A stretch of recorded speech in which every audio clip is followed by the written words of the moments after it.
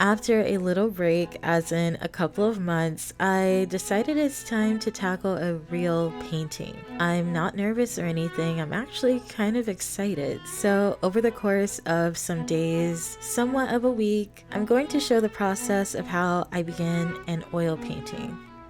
But first, I have to clear my desk.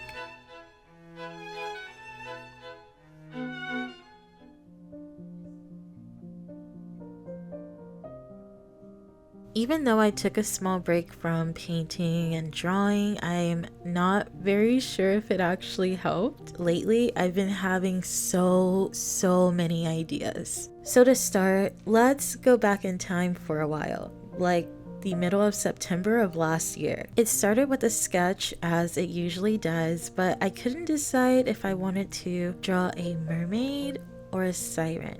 I made a decision and it was to paint a siren. The first thing I have to do is establish the mood and the story. Composition is going to be key here.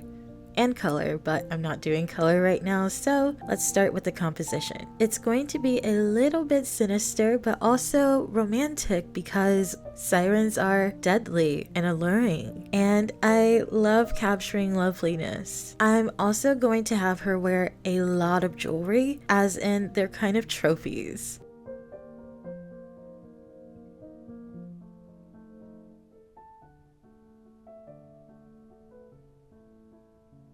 So I had my heading a bit, and this is where it felt like I came to an impasse. I couldn't figure out which pose I wanted to do. I knew I wanted the painting to feel natural.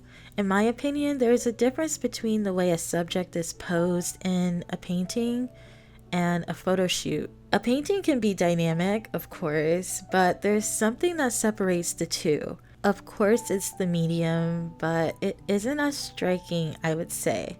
The reason I wanted her face to be forward-facing is to confront the audience. When a subject is turned and you can see a bit of the cheek or softness of the jaw, it feels a bit too humanly and soft. I looked at tons of reference photos from classical artists, and after everything, I settled on my first idea, which is actually pretty funny. It's kind of like when your gut tells you the right answer, but you choose your second mind, and your second mind somewhat failed you in the end. I really wouldn't necessarily call it a waste of time. When you have so many ideas like I did, or options, it's helpful to collect the pieces and sort them bit by bit. There's a quote that I read by Alice Dunbar Nelson, and she basically says, "Your gift is supreme to foil." I think about it a lot, and I would say it's a good idea to internalize those words, especially if you struggle with self-confidence artistically.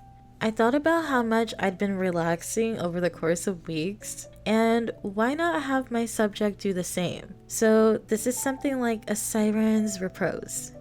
It's time to draw the portrait. This is somewhat of a preparation. I'm beginning to do this more often. I've noticed sometimes I jump right in.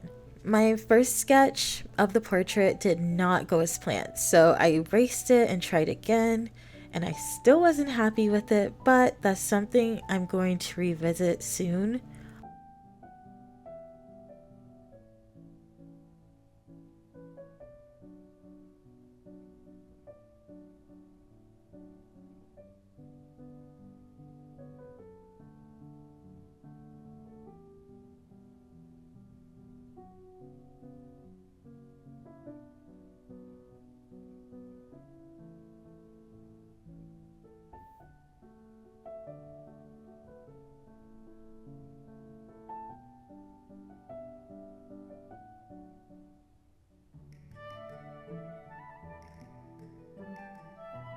There's a painting I've had hanging on my wall for months, begging to be varnished.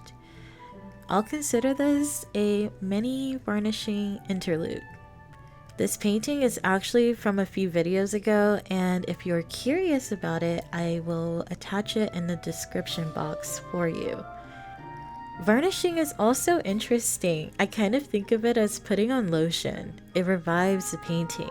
I mean, look at how the colors spring back to their original state. And now that I finished, I'm going to store it somewhere and finish sketching the final portrait for the siren.